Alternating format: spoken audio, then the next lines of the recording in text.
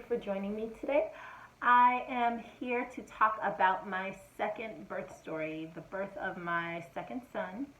And it was actually something that I call the worst experience that's happened to me in my life for a very long time.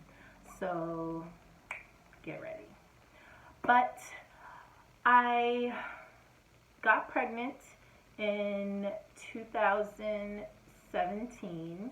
So for both of my births, I found out I was pregnant at the beginning of the year and gave birth that year, which the nurses told me is kind of, different. Most people get pregnant and then they have the baby the next year because it takes 9 months to have a baby. But nope, not me. I got pregnant, found out in January, February, and had my baby in October. So I got pregnant, and this pregnancy was different than my first. My first was very uneventful as far as symptoms. I had a little morning sickness that first month where I threw up maybe once a week for a month, and that was it. And then I had some nosebleeds, but they attributed that to being in Colorado, where the altitude, you're a mile high.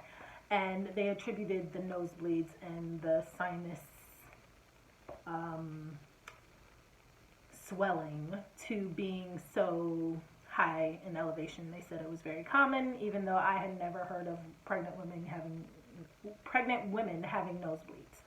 But I was very sick with this second pregnancy. I threw up almost every day for the first 6 months. And I did not have a great sense of smell and enjoy food like I did in my first pregnancy. Thus, I did not gain as much weight in my second pregnancy as I did in my first. But other than the nauseousness, I didn't have any other problems. I was all belly. And my due date was actually November 5th. So just like his brother, my second son was born 39 weeks and 4 days. So I didn't go over my due date again. And he was actually born on Halloween. I didn't want that.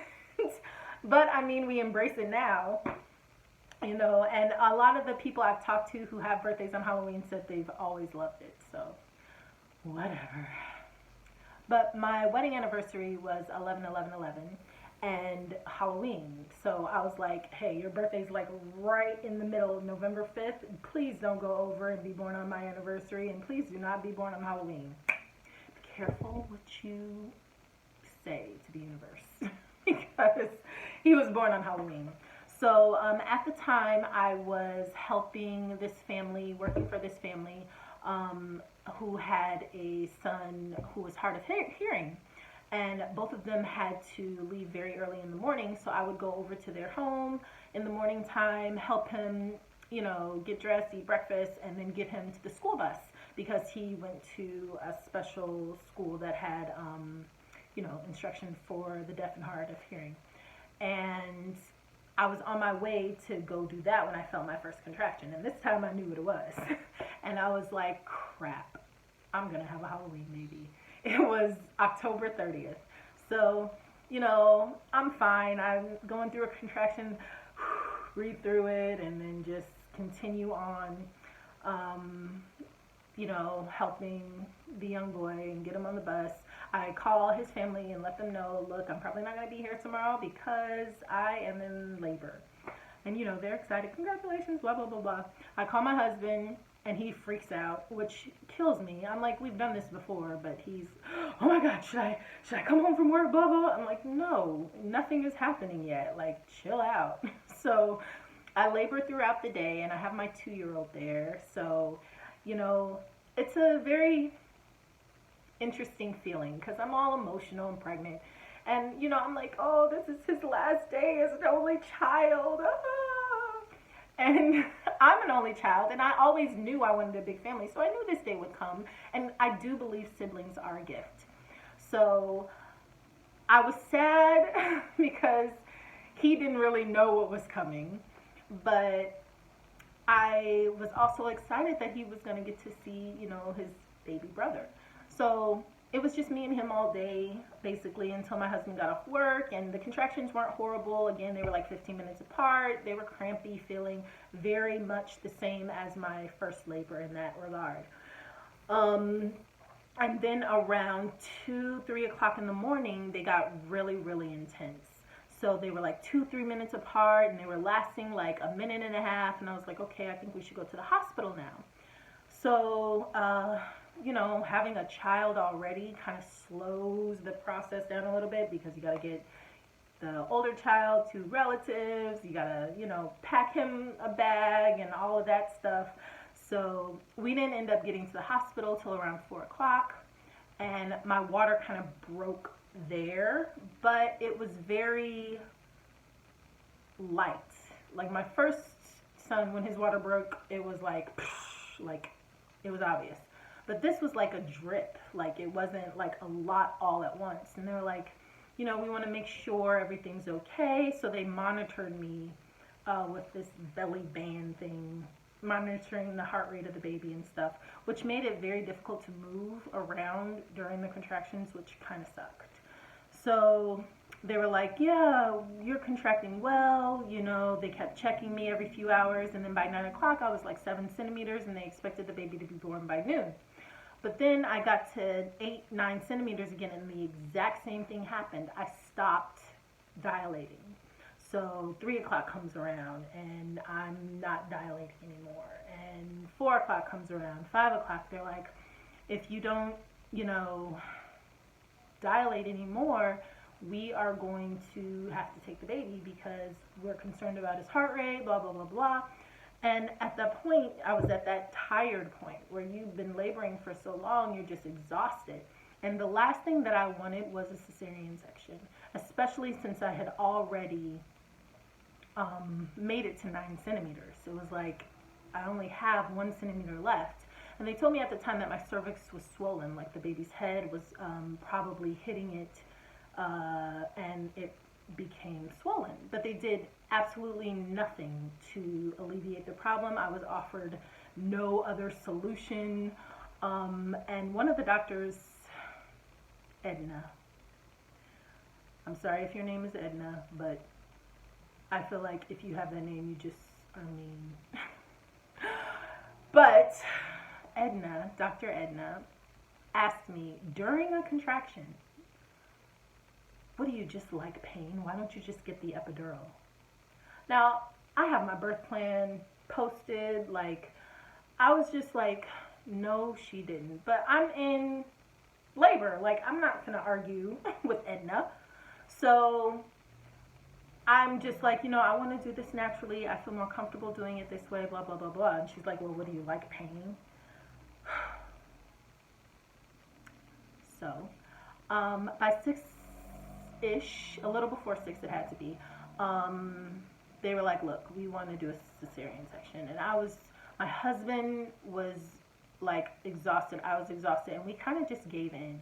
And I regret that. I really regret not standing up for myself and asking for some type of intervention or something to be done, because as soon as the anesthesiologist was done and they started cutting, the first thing the doctor said was, oh, he was really trying to get out of there.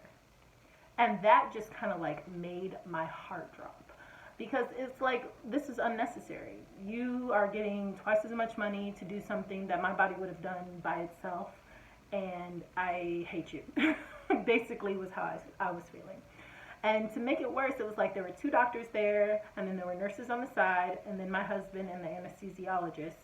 And the anesthesiologist was the only one talking to me, like the only one acknowledging that I was in the room. The doctors were talking to each other about some other doctor that had gotten a lawsuit because he left some sponges in someone. Like, they were literally just in their own world. And then eventually they'd look up and be like, oh, I'm going to make sure that, we do a really small incision. You're going to be able to wear a bikini. Don't worry about it. I have never worn a bikini.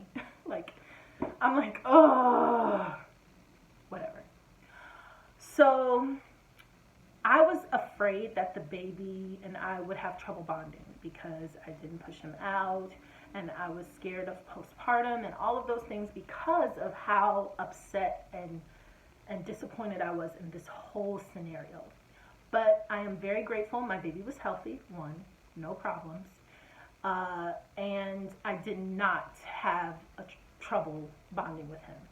And I was able to do everything I did with my first son, as far as nursing him and being able to hold him and things like that. I will say that second day when they make you walk was one of the most painful experiences I've had. And I don't like to take a lot of medication, hence I didn't take an epidural, I didn't do pain meds, because I just feel like the less I put into my body, the more it has a chance to do what it was made to do.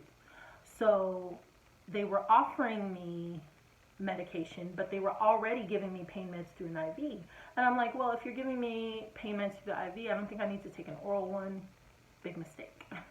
I was about to die from that pain. So I did take the oral medication. I did feel a little bit of guilt not being able to lift him from his crib because it was so painful. And that, I can see how that whole process can make people fall into the baby blues. Like, it was just a horrible, horrible, horrible experience. The only person that I would say even had an inkling of like sympathy or understanding towards me was one nurse, and she was like, everybody's saying, your baby's healthy, you should be happy, and so forth and so on, but your birth process is important too, and I'm so sorry, you had to experience something you didn't want to. And I really appreciated that from her. But they put you in these weird leg things to make sure you don't get blood clots. I don't feel like the hospital stay was a lot longer. Maybe it was a day longer. I think we stayed there for 3 days, 3.5 days, instead of the 2.5 days you normally stay. And in retrospect, I didn't have any problems. Like, the doctors did a very good job with the cesarean section, which I'm sure they do a lot of. But I had no infections. My incision closed on its own very fast. I didn't have any numbing. I know a lot of women experience a loss of sensation below their incision. I didn't have any of that.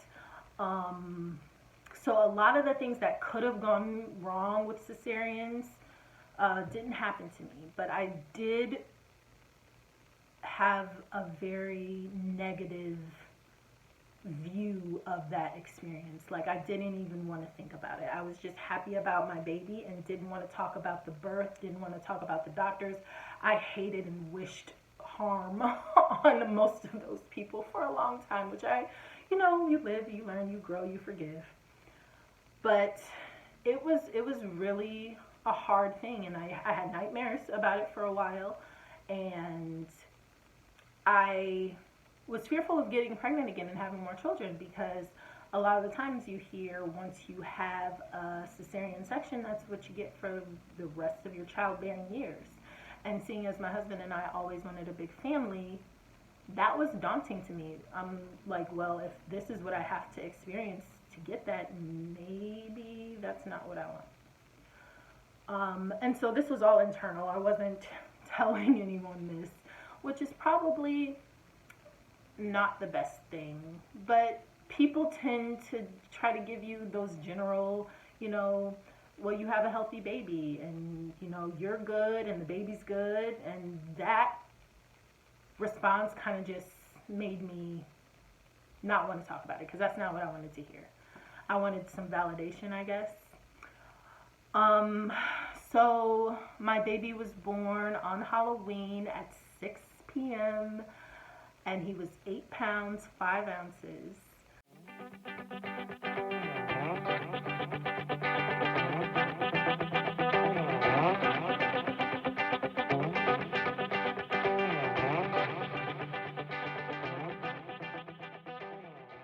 So he was bigger than his brother.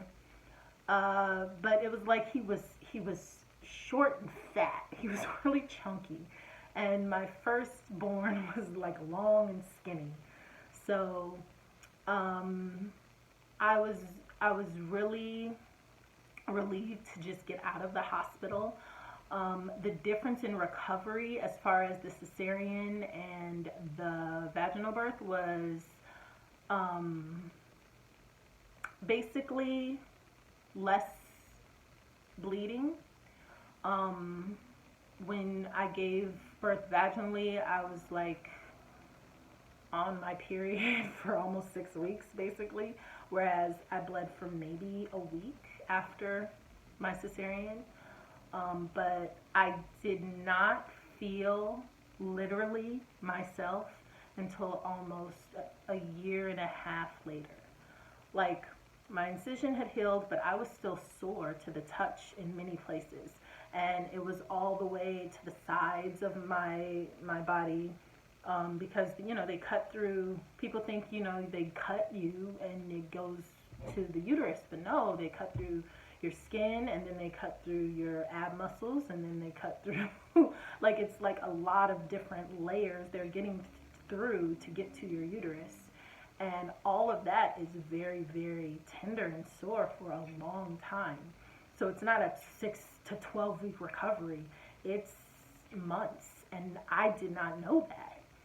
So, I was going to try to work out at, 5, 6 months postpartum, and I would feel the burning sensation of whatever was happening down there healing, and it scared me. So I stopped. And I was assured by the, postpartum doctor that I had that, it was fine to start working out, but I didn't feel comfortable with it.